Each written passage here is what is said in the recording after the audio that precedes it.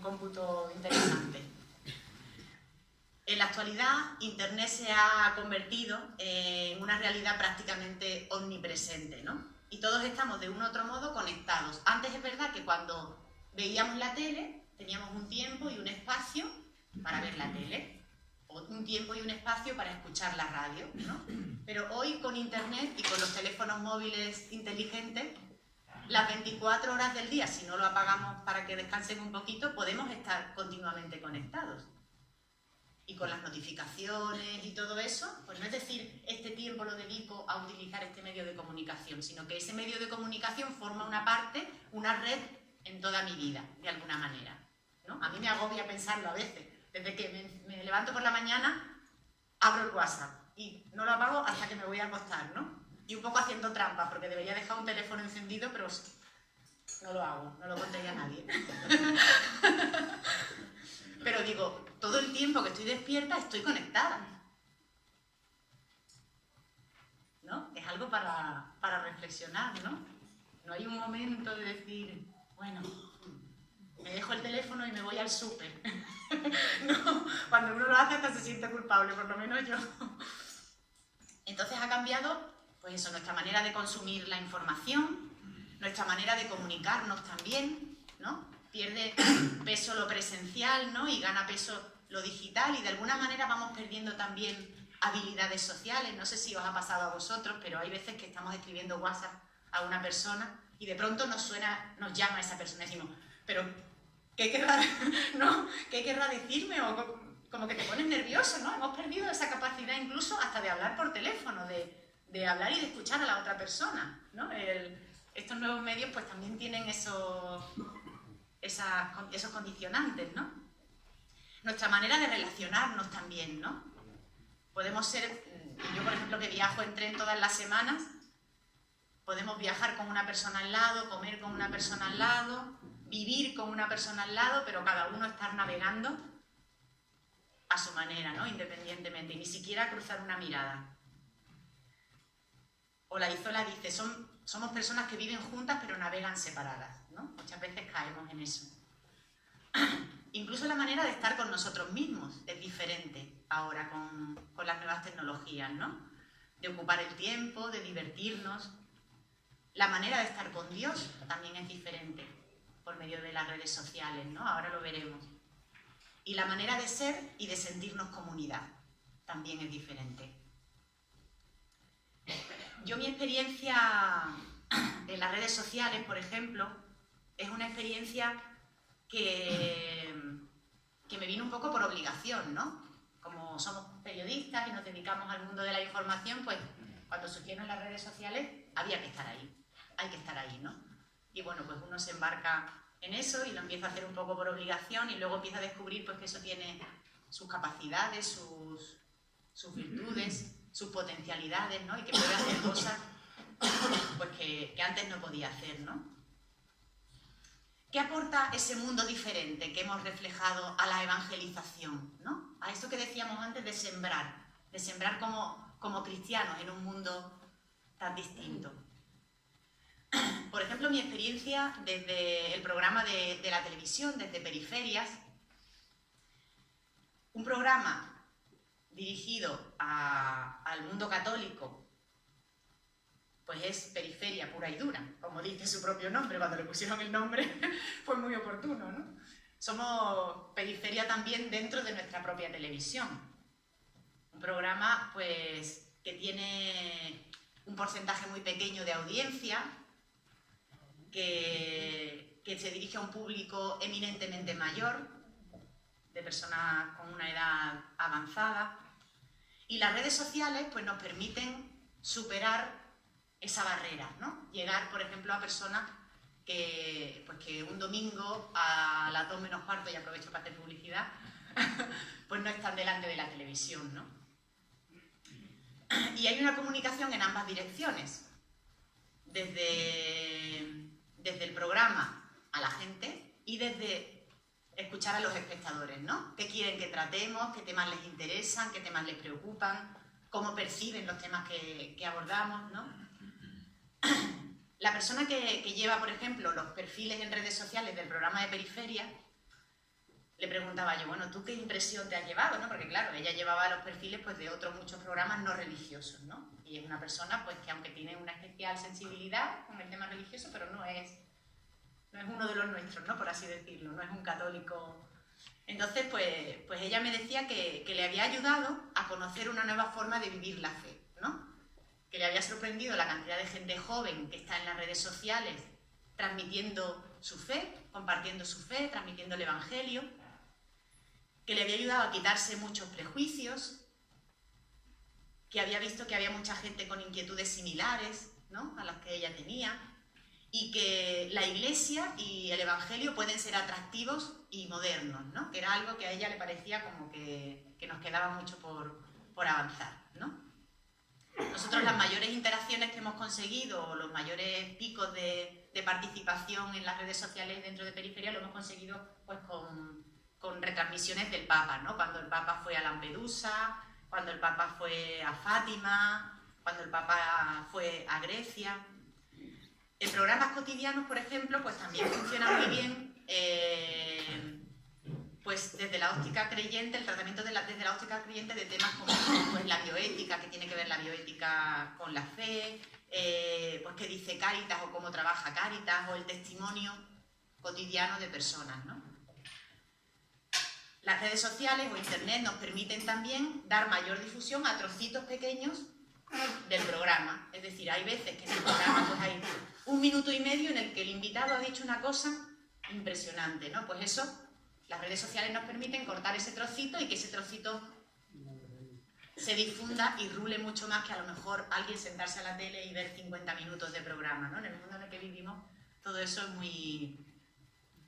muy característico. Y hay una cosa que a mí me ha sorprendido mucho desde que empecé a trabajar en este programa, en Periferia. Yo he tenido la grandísima suerte de contar allí con unos colaboradores y un equipo fabuloso, ¿no? No solamente profesionalmente, sino como personas, ¿no? Mi marido hace poco vinieron, él y mi hijo, a Madrid a ver una grabación, que no habían venido desde 2015, había conseguido yo engañarlos para que vinieran.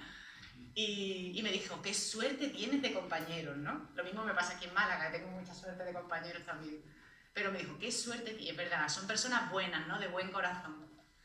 Y se ha creado un vínculo, pues, desde el primer momento muy bonito entre nosotros, ¿no? Entonces siempre que hacemos un programa, pues luego subimos una foto que nos hacemos, ¿no? Hacemos una foto formal, todos muy bien, con el invitado, todos muy formalitos, y luego nos hacemos ya en plan gamberrillo, nos hacemos un selfie, y hay gente que se ríe con nosotros porque hacemos un selfie poniendo morritos y todo, en plan adolescente, ¿no? Nosotros somos libres. Entonces, pues, fíjate qué curioso que mucha gente que no ve el programa, que no vería nunca el programa, que son amigos de los distintos componentes del grupo, pero que no comparten nuestra fe, nos dicen, qué bonito el ver el buen rollo que tenéis, ¿no? Se os ve tan felices, tan compenetrados, ¿no? Y yo escuchaba eso y decía, claro, de alguna manera es ese de mirad cómo se aman, ¿no? Una cosa tan sencilla como compartir esa foto ha dado motivo para que personas piensen, oye, estas personas siempre están alegres, siempre están queriéndose, siempre están, pues, fíjate que qué manera más simple y sin quererlo de sembrar una semillita de evangelio en personas que a lo mejor nunca van a ver el programa, pero bueno, esa foto les llega, ¿no? De alguna manera. Yo, personalmente, en las redes sociales he descubierto que de alguna manera son como el monte de las bienaventuranzas, ¿no? Pero un monte de las bienaventuranzas que siempre está abierto, ¿no? Que es ese mundo digital que hemos dicho. Y siempre está lleno de gente y siempre es de día. No tenemos que esperar a tener ese momento concreto, ¿no? Podemos estar en el trabajo y en el monte de la bienaventuranza. Podemos estar en el mercado leyendo un libro, viajando, comiendo, de fiesta y en el monte de las bienaventuranzas a la vez, ¿no? Entonces es esa iglesia en salida 24 horas. Para mí las redes sociales son eso. Por lo tanto ya no vale ser cristianos de sacristía para adentro, porque el adentro nuestro está expuesto, sale a la luz, ¿no? ¿Cuántas veces a mí me ha pasado, ¿no? de ir al colegio a recoger a mi niño y decirme una madre, ¡ay, te he visto que has dado una charla cuaresmal en la amargura! Y yo decía, ¿tú cómo lo sabes? Claro, uno cuelga las cosas muchas veces sin darse cuenta de que la gente las cosas las lee y las ve y te sigue, ¿no? Por lo tanto, del mismo modo, no podemos tener miedo a, siendo esa iglesia en salida, accidentarnos, ¿no? Porque o nos encerramos o nos accidentamos. Está claro. Como dice el Papa, más vale accidentarnos que encerrarnos. Y en ese mundo digital, pues todos nosotros somos una red de evangelizadores. Hoy en día, pues el Señor hubiera dicho, id por internet, ¿no? Y predicad el Evangelio, ¿no?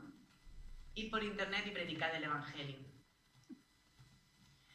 Yo os he traído algunas ideas que las tenéis ahí en un papel que os he transmitido.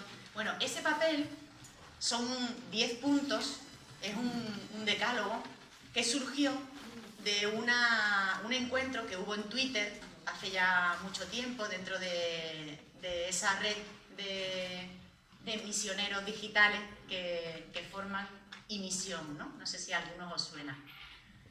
Pues hicimos un encuentro para ver a la gente qué le inspiraba Internet a la hora de evangelizar, ¿no? ¿Qué significaba para ellos Internet? ¿O cómo evangelizaban en Internet? ¿O cómo hacían presente a Jesús en Internet? Y entonces, pues cada uno iba compartiendo cosas. Y de las cosas que más se compartieron, pues se elaboró este decálogo de puntos que a mí me parece, y por eso lo he traído como un poco como línea de esta charla, que tiene, no solamente es hablaros de las redes sociales, de lo técnico, de las cosas curiosas, de tal, sino que tiene un trasfondo espiritual, ¿no? Que a mí me gusta. Yo creo que es importante que descubramos que Internet no es un revoltijo de cables, ¿no? ni unos aparatos muy extraños, sino que es pues, ese lugar de encuentro. Y como lugar de encuentro, pues es un sitio donde vamos a evangelizar y donde vamos a ser evangelizados nosotros también. Por lo tanto, hay toda una teología de todo esto. Yo os invito a que leáis al padre Antonio Espadaro, que además es asesor del Papa Francisco y él es experto en ciberteología. O sea, que ya con el nombrecito va la cosa estupenda. Y él dice eso, dice, Internet no existe.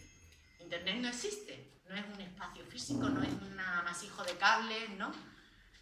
Es, pues, muchas más cosas, ¿no? Es un ambiente en el que ya nos movemos sin quererlo, ¿no? En el primer punto de ese decálogo, que como os he dicho, pues surgió de personas como los que estamos aquí, simplemente volcando su experiencia en Internet, dice, en el origen, Cristo, ¿no? Es decir, Jesús dice, id por todo el mundo y proclamad el Evangelio a toda criatura. Y ese es el mandato desde el que nace la llamada a la evangelización en el continente digital, ¿no? Ese id por todo el mundo que Jesús dijo, hoy necesariamente implica estar en las redes sociales, estar en Internet, ¿no? Es ser iMisioneros, que por eso el nombre de esta red, ¿no? iMisión, la I de Internet y la misión. En 2005, fijaros si ya la Iglesia ha sido pionera en todo esto, San Juan Pablo II decía, la Iglesia advierte que el uso de las técnicas y tecnologías de la comunicación contemporáneas forman parte de su propia misión en el tercer milenio. Es decir, la Iglesia no puede desarrollar su propia misión si no lo hace a través de estas técnicas de comunicación contemporáneas. Pero en esta evangelización, en esta misión de la Iglesia, cada uno de nosotros no va por libre, sino que va enviado por Cristo. Por eso en el origen está Cristo. Es una cosa que no nos puede faltar, ¿no? Somos enviados. Y no vamos enviados a difundir una doctrina ni unos dogmas, sino el amor de Dios Padre hacia cada ser humano. Por eso Cristo es maestro también de las personas que queremos ser evangelizadores en las redes sociales, ¿no? Hace poco, por ejemplo, el Papa Francisco en Chile le decía a los jóvenes, que se tenían que preguntar ante cualquier situación que se encontraran, ¿qué haría Jesús en mi lugar? ¿No? Decía, esta es la contraseña, porque les preguntaba, bueno, ¿qué es lo que más nervioso os pone? ¿No? Y decía, pues cuando no tengo wifi o cuando el móvil se me queda sin batería, ¿no? Entonces el Papa pues utilizaba un poquito ese lenguaje de los jóvenes y les decía, pues la contraseña esencial para no perderos en el mundo, la brújula es haceros esa pregunta. ¿Qué haría Cristo en mi lugar, en esta situación? Por eso es importante que también esa pregunta la tengamos nosotros cuando escribimos un WhatsApp a nuestra suegra o a nuestra nuera o a nuestros compañeros de trabajo, ¿no? ¿Qué escribiría Cristo en mi lugar, ¿no? Sobre todo, porque cuando escribimos además se nos puede malinterpretar mucho. Y para eso no podemos ser candiles de puerta ajena, ¿no? Que decía mi madre, ¿no? Tenemos que beber de la fuente inagotable de la oración. El segundo punto del decálogo es Internet, un lugar, no un medio. Siempre hablamos la televisión, un medio de comunicación, la radio, un medio de comunicación, la prensa, un medio de comunicación. Bueno, pues aquí la Iglesia nos dice, olvidaros de todo eso, ¿no? Internet no es un medio, es un lugar, ¿no? Por lo importante que significa eso. Para vosotros, por ejemplo, cruzar la puerta de vuestra parroquia y llegar aquí significa mucho, ¿verdad? Significa muchísimo. Los lugares son muy importantes para nosotros, ¿no? Benedicto XVI fue el primero que habló de Internet como un continente digital. Y el Papa Francisco habla de las calles digitales, ¿no? Como que es como más concreto, ¿no? Más de párroco. Las calles digitales, las plazas digitales, ¿no? Y decir que Internet es un lugar no es solamente una metáfora, sino que es una afirmación que tiene implicaciones muy especiales, ¿no? Por ejemplo, en un mundo en el que podemos estar haciendo cualquier cosa y estar sumergidos en el móvil y ni siquiera darnos cuenta de lo que nos rodea, ¿no? Pues hablar del lugar es muy importante, ¿no? Como hemos dicho, no es un elemento secundario. Donde nacemos condiciona nuestra forma de ser, nuestro carácter, nuestra vida. Cuando vivimos una experiencia que nos marca, pues también ese lugar como que adquiere unas connotaciones muy especiales para nosotros. El espacio donde estamos influye también en nuestra manera de estar y de ser, ¿no? Para muchos, sobre todo al principio, Internet y las redes sociales estaban asociados a lo que os decía, un jaleo de aparatos, cables, el router que hacía un ruido muy particular, ¿no? Pero cuando pensamos, por ejemplo, en nuestra casa, seguro que no pensamos, aquí hay una viga, un forjado, ¿verdad que no? No pensamos en nada de eso. Pues con Internet tenemos que hacer lo mismo, aislarnos, y ya cada vez la tecnología nos lo facilita más, porque cada vez es más limpia y más amigable, aislarnos de todo ese componente tecnológico que lo sustenta, ¿no? Y darnos cuenta de que es ese lugar y ese espacio, ese ambiente. Y al descubrir que Internet y la red no es un instrumento, sino un lugar, también abrimos nuestra percepción a darnos cuenta de que es un lugar habitado. No es un lugar vacío, es un lugar habitado por personas. Implica que los usuarios, los seguidores, las personas con las que nos comunicamos, aunque no las conozcamos personalmente, como me ha pasado antes con Ana, que la he saludado aquí y le he dicho, te conozco, y dice, sí, de Facebook. Pues que detrás de esas caras que vemos en Internet hay personas como nosotros que tienen sentimientos, y que esas personas y nosotros configuramos también ese lugar que estamos habitando. Y en ese lugar puede haber fronteras, cuando levantamos, por ejemplo, muros de decir, no, porque yo pienso así y esto es así y es como yo digo, ¿no? O no estamos dispuestos al diálogo o a conocer lo que piensan personas que piensan diferente, de manera diferente a nosotros. Pero también puede haber puentes en ese lugar, ¿no?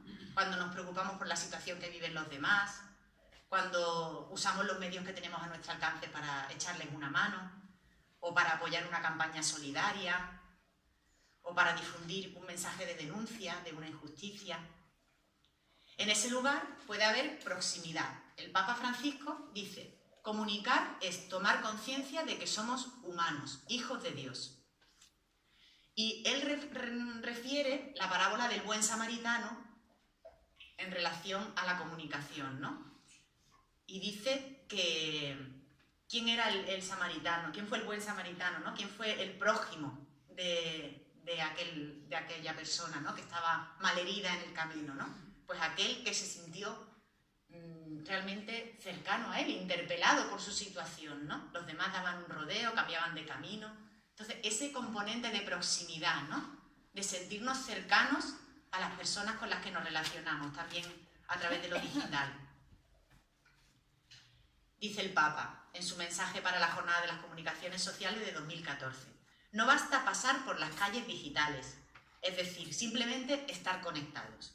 Es necesario que la conexión vaya acompañada de un verdadero encuentro. El Papa nos invita a no tener miedo de hacernos ciudadanos del mundo digital. Bien consciente, dice, de que esto requiere energías renovadas y una imaginación nueva para transmitir a los demás la belleza de Dios. Por medio de las calles digitales, dice el Papa, pobladas a menudo de personas heridas, podemos contribuir a mostrar el rostro de Dios, a participar en la vocación misionera de toda la Iglesia, a llevar calor y cercanía a los demás. Hemos dicho en el origen Cristo, Internet un lugar, no un instrumento. El tercero, que es uno de mis favoritos, que es la clave, el testimonio, ¿no? Y dice este punto del Decálogo: para la Iglesia el primer medio de evangelización consiste en un testimonio de vida auténticamente cristiana, citando la Evangelii Nuntiandi. Los contenidos no evangelizan de modo auténtico sin nuestro testimonio explícito del amor de Dios en la red. A mí siempre me gusta diferenciar, y lo hago mucho con uno de vuestros feligreses, con Pachi, entre un creyente y un testigo, ¿no? Hay mucha diferencia entre un creyente y un testigo, ¿no?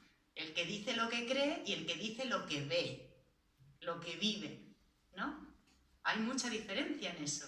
Por eso a mí yo cuando oigo a Pachi, ¿no? En cualquier conferencia, cualquier cosa, digo, qué barbaridad, ¿no? Así se tenían que quedar la gente cuando escuchara a los apóstoles hablar, ¿no? Porque realmente puede hablar de lo que quiera, que al final siempre te acaba ardiendo el corazón de alguna manera, ¿no? ¿Por qué? Porque él no está hablando de cosas que ha aprendido y que sí, que está de acuerdo y que, venga, me lo creo, ¿no? Le voy a dar un voto de favor a los curas, me lo voy a creer. No, él está hablando de cosas que él vive y experimenta en lo cotidiano y en lo más sencillo. Entonces, para mí eso es fundamental en las redes sociales. Somos nosotros testigos en nuestra manera de comunicarnos, en nuestra manera de comunicar el Evangelio.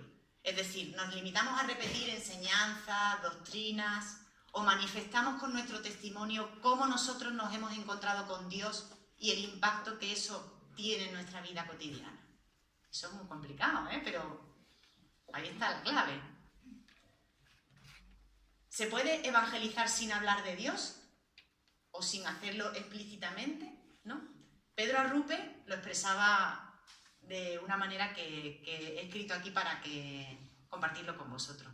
Dice, cuando las exigencias de la misma evangelización solo permiten o aconsejan una manifestación implícita de nuestra fe, tanto más viva habrá de ser esa fe en nosotros.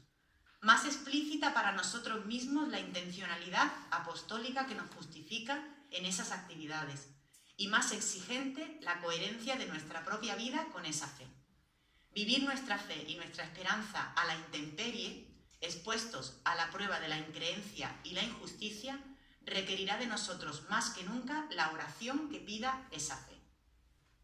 Esta semana, por ejemplo, pues todos hemos seguido, ¿verdad?, ese dramático acontecimiento, ¿no?, ese dramático suceso del pequeño Gabriel en Almería, ¿no?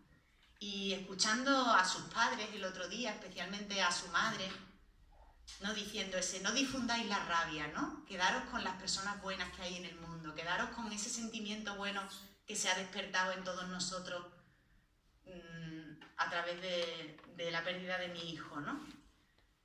Yo decía, ahí realmente está el Evangelio, ¿no? Ahí tenemos un testimonio que ha dado esa mujer, que nos ha dejado a todos sentados de culo, permitidme la expresión, y que que ha sido maravilloso, no le ha hecho falta decir nada más, ¿no? Porque es que tiene la autoridad, es la persona que tiene la autoridad para poder decir en ese momento esa palabra de conciliación, de paz, de fraternidad, ¿verdad? Y los medios de comunicación y las redes sociales, y ya estábamos todos haciendo nuestros juicios y sacando todos los detalles y llevándonos las manos a la cabeza, ¿no? Cuando ella ha dicho, ¿no? Vamos a aprovechar esto para sacar algo bueno, ¿no? Pues un testimonio precioso, ¿no? Y no sabemos si esa mujer tiene fe o no lo tiene, pero ahí realmente yo he visto al Señor, ¿no? Y podemos ser testigos en momentos tan importantes como ese, como el que ha vivido esa familia, ¿no? Cuando a nuestra vida llega la enfermedad, o cuando a nuestra vida pues llega la muerte de un familiar, o nos quedamos sin trabajo, ¿no? Son momentos extraordinarios en nuestra vida en las que a lo mejor pues podemos dar un testimonio importante, ¿no? De templanza, de fe, de confianza en Dios. Pero también podemos ser testigos en lo más cotidiano, ¿no? Porque al final en lo sencillo y en lo pequeño es donde nos lo jugamos todo, ¿no? Digamos que la vida no está hecha solo de momentos extraordinarios, que son poquitos, ¿no? Sino de miles de momentos que aparentemente son muy sencillos y muy ordinarios, pero que sabemos que por medio de Dios pues, se pueden hacer extraordinarios también. El cuarto punto. Nuestra fuerza, la gracia. Era una de las cosas que las personas que utilizaban Twitter, en este caso era la red social Twitter, pero se puede extender a cualquiera, ¿no? Decían que la fuerza no estaba en nosotros mismos, ¿no? Ni en nuestras capacidades, ni en nuestro poder, ¿no? Sin mí no podéis hacer nada, dice el Evangelio de Juan. Solo unidos a Cristo, viviendo una verdadera vida cristiana en fidelidad y amor a la Iglesia, nosotros como misioneros digitales podemos dar un fruto abundante y superar la tentación del desaliento y del ateísmo. Os he traído ese ejemplo como desaliento, ¿no? Cuando uno de nosotros pone un mensaje en internet y de pronto le responden así, pues le puede surgir el desaliento, ¿no? Este es el mensaje de... Este es el mensaje de un sacerdote que es joven, él, pues, es uno de los fundadores de Misión y es una persona con mucha capacidad para transmitir en las redes sociales, ¿no? Entonces él colgó este mensaje en el que decía: a veces nos da vergüenza confesarnos porque no sabemos cómo hacerlo o lo hemos olvidado. Ahí va una ayudita, y ponía un enlace donde pinchabas y te daba como las claves para preparar una buena confesión. Y una persona le respondía: eso les ocurrirá a ustedes, imbéciles. Entonces él respondía: que el Dios de la paz le bendiga, le muestre su rostro y colme su corazón de gracia. Y la otra persona le decía: yo vivo en paz desde que los dejé a ustedes y soy testigo de Jehová. Y le pone Mateo, Romano, Filipenses, Santiago. Y él le responde: lamento que tenga que llamarme imbécil para sentirse en paz. Le deseo todo bien, Dios lo bendiga. Entonces es un testimonio de decir, ante esa situación, que alguien te diga imbécil, oye, pues a uno le duele, ¿no? Pues, ¿cómo se puede responder con templanza, ¿no? ¿Cómo se puede responder respetando a la otra persona y también respondiéndole, ¿no? Diciéndole: lamento que tenga que llamarme imbécil para sentirse en paz, pero bueno, ¿no? Pues esa gracia del Señor es la que sostiene una respuesta así, porque yo creo que humanamente a cualquiera de nosotros nos saldría cualquier otra respuesta, ¿verdad?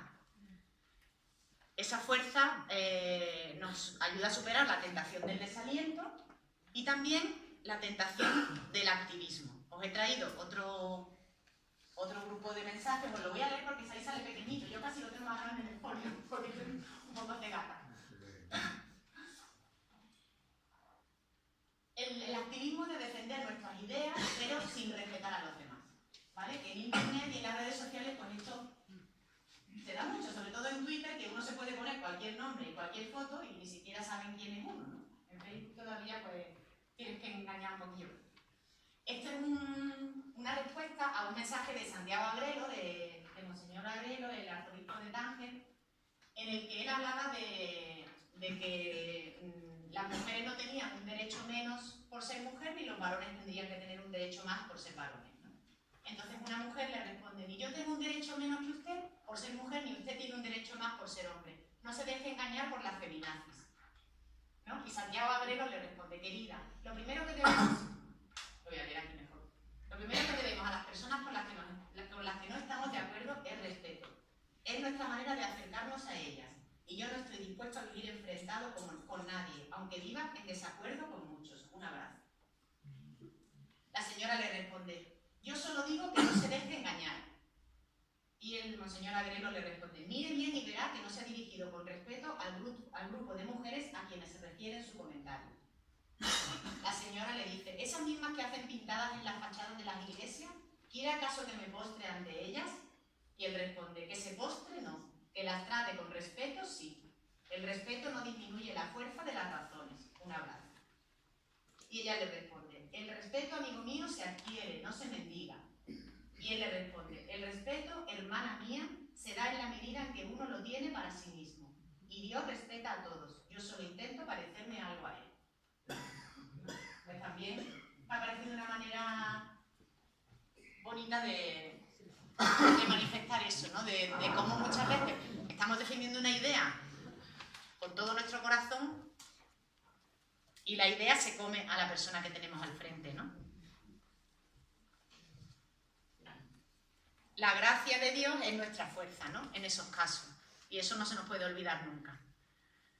Por tanto, ante situaciones así, pues este sacerdote primero que os contaba decía que había que respirar hondo y que él utilizaba una oración que le había enseñado una mujer enferma a la que él visitaba para llevarle la comunión, que le había dicho que en momentos así tenía que rezar, Señor, bendice a esta persona y convierte mi corazón, ¿no? Es una oración muy pequeñita que yo creo que tendríamos que tener todos y usarla muchas veces al día, ¿verdad? Antes de saltar. Otro de los puntos, el quinto, es somos pueblo, comunidad, ¿no? Y eso en las redes sociales se ejemplifica pues también con el nombre con el que se denomina a los usuarios de las redes sociales, ¿no? Pues en Facebook, la comunidad de Facebook, ¿no? En nuestro grupo de amigos, ¿no? En las redes sociales, en Twitter. Hay un cierto sentido intrínseco de comunidad en las redes sociales, ¿no? Por ese motivo que decía el Papa de que somos de alguna manera nuestras plazas y nuestras calles digitales, ¿no? Y tan importante y tan significativo como ese testimonio personal que hemos dicho antes de cada uno de nosotros, es también el testimonio que damos como comunidad, ¿no? Supongo que la Parroquia de la Amargura, a través de su Facebook o de su Twitter, pues manifiesta y comparte una serie de cosas. Pero luego todos vosotros sois la comunidad parroquial de la Amargura. Y la gente os conoce como comunidad parroquial de la Amargura. Con lo cual, lo que cada uno de vosotros hacéis está también representando a la comunidad al completo. Es muy bonito, en ese sentido, que las redes sociales también nos favorecen el actuar en red con otras personas, incluso aunque no las conozcamos.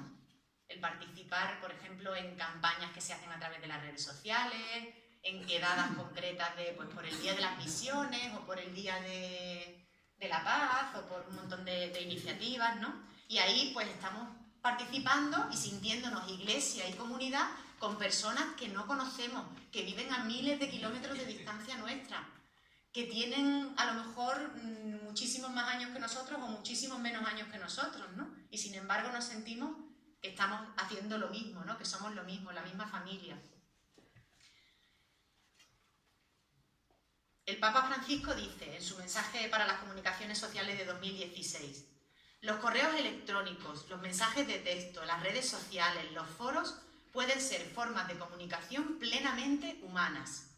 No es la tecnología la que determina si la comunicación es auténtica o no, sino el corazón del hombre y su capacidad para usar bien los medios a su disposición.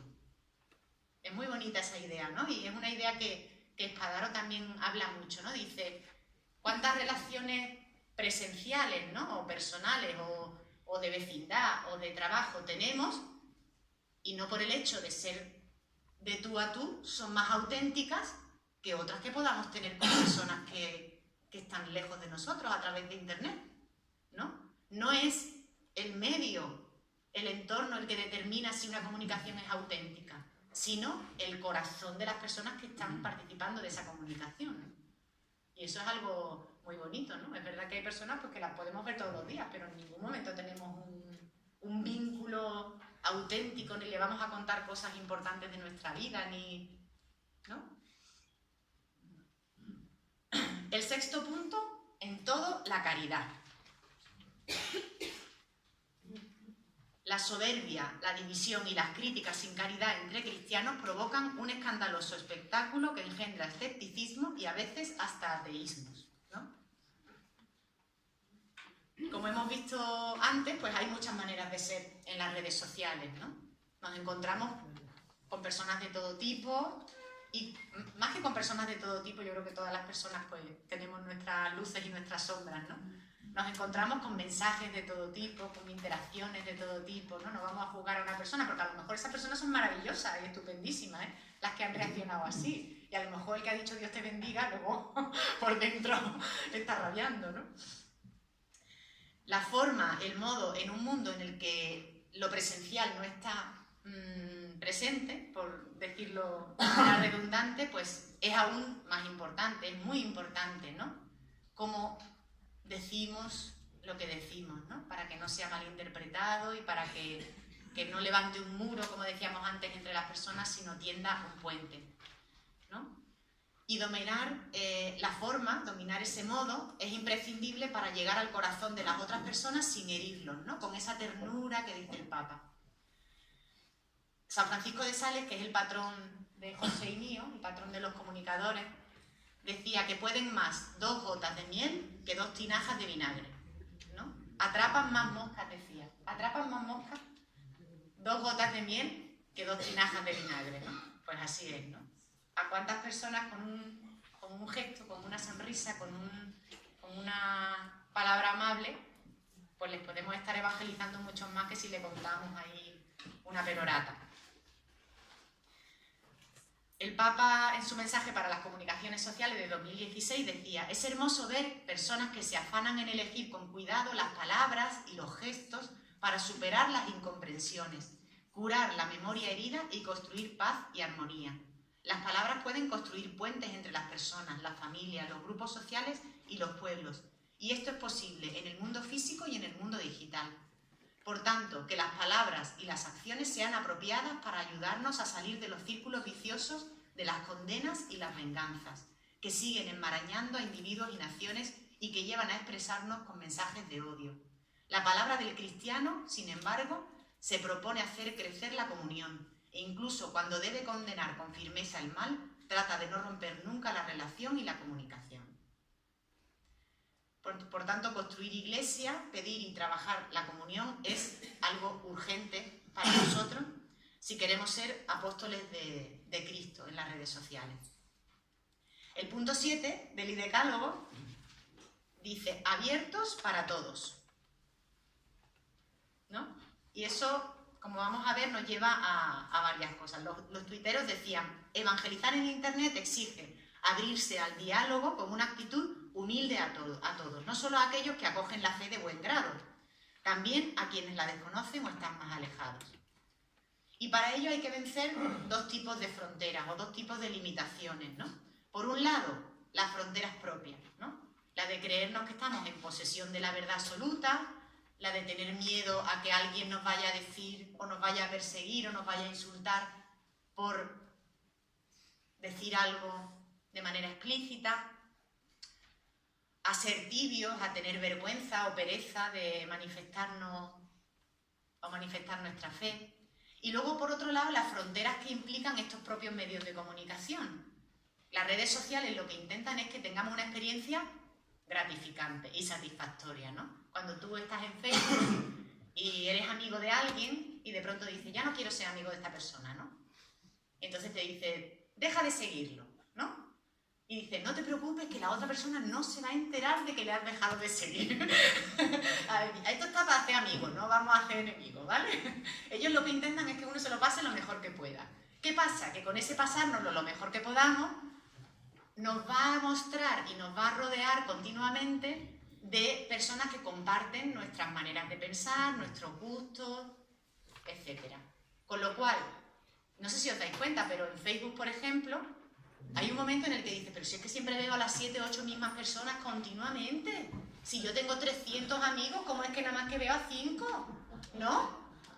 ¿Cómo pasa esto? Pues claro, porque son las personas con las que más interaccionas, con las que tal... Uy, que voy fatal el tiempo. Ya termino. Bueno, pues esa es una frontera de estos medios de comunicación que tenemos que romper. ¿Cómo se rompe esa frontera? Pues investigando y buscando. Y leyendo y buscando a personas que no están dentro de nuestro círculo. Y dándole a me gusta o a no me gusta o poniéndoles un comentario. Y entonces Facebook o Twitter va a decir, ah, pues a esta persona le interesa a este, pues se lo voy a mostrar.